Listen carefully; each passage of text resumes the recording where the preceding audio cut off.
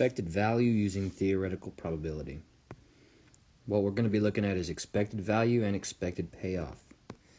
Expected value and expected payoff are essentially asking the same thing. However, in terms of our carnival game project, expected value is directed at how many prizes you would expect to give away if a certain number of people played your game.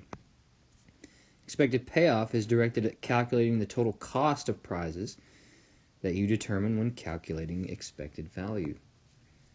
For example, if 80 people are expected to win a $10 prize, then expected value is 80 prizes, and expected payoff is $800.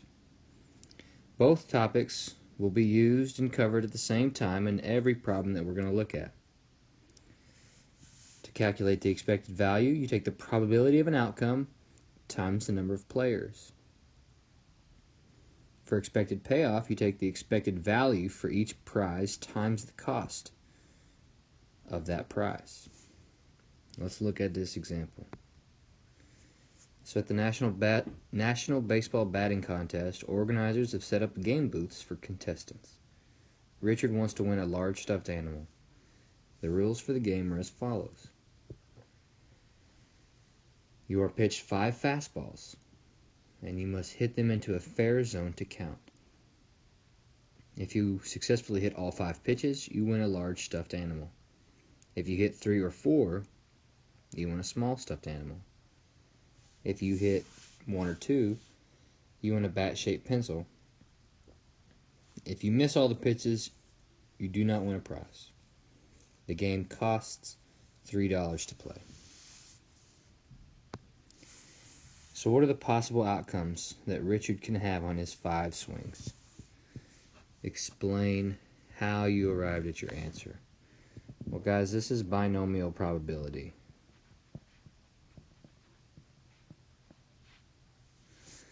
And because it's binomial probability, we can use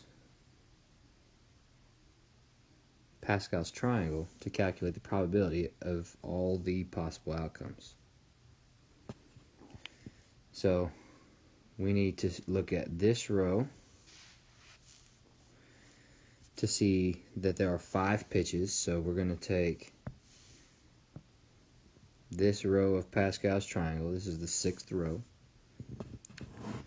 And we see that the possible outcomes we have are 5 hits, 0 misses, 4 hits, 1 miss.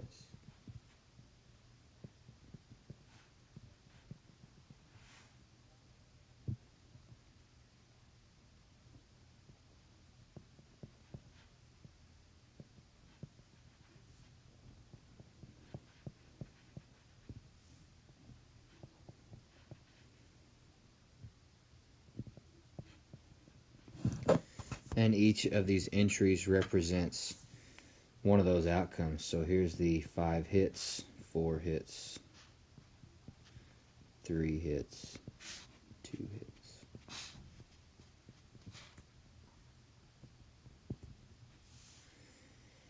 So we want to look at the probability of successfully hitting all 5 pitches, 4 pitches.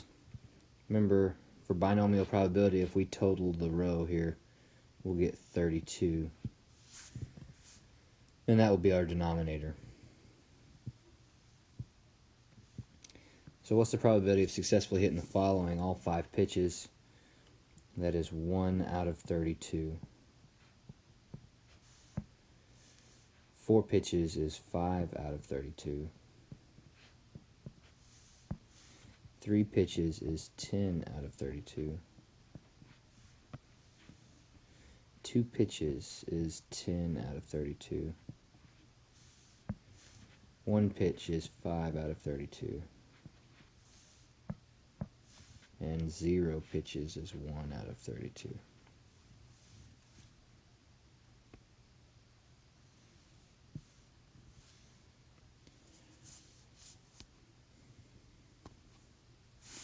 So suppose Richard tries the game 10 times. How many times would you expect him to successfully hit the pitches the given amount of times below? So how many times would you expect him to successfully hit the pitch all 5 times. Well, that's the probability of 5 times 10 attempts, which is 1 over 32 times 10, which is 10 out of 32.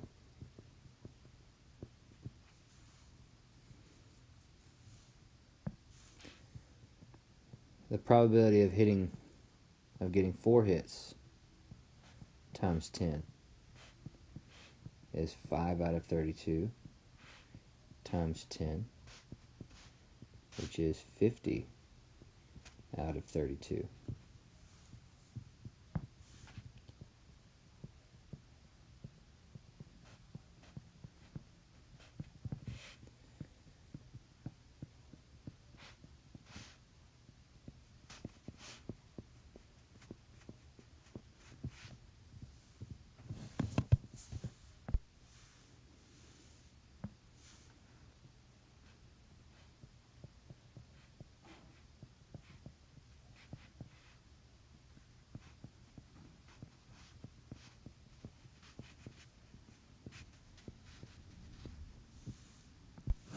So if we look at all these probabilities of 10 tries at this game, we can calculate this into number of actual successful tries.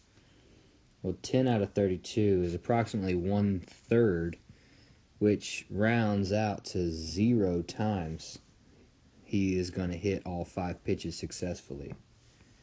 50 out of 32 rounds to, it's really close to 2. 10 out of 32 is really close to 3. This is 100 out of 32, excuse me. 100 out of 32 is really close to 3. 100 out of 32 again is really close to 3. 50 out of 32 is 2. And then 10 out of 32 is 0. And if you notice, if you add up all of these numbers, you'll get 10, which is how many attempts Richard tried the game.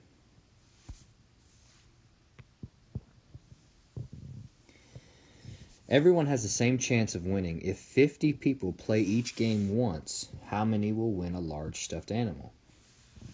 Well, the winning a large stuffed animal is the same as the probability of getting 5 hits. So 160 people means we're going to take the probability of all 5 hits times 160, which is 1 out of 32 times 160, which equals 160 out of 32. If you put this in your calculator, you will get 5 large stuffed animals.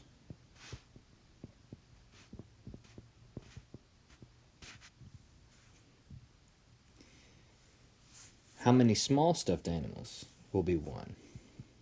Well, this is the probability of 4 hits plus the probability of 3 hits.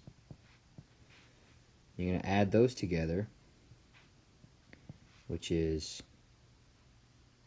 15 out of 32, and then multiply that by 160 people. That is equal to 2,400 divided by 32, which is 75 small stuffed animals.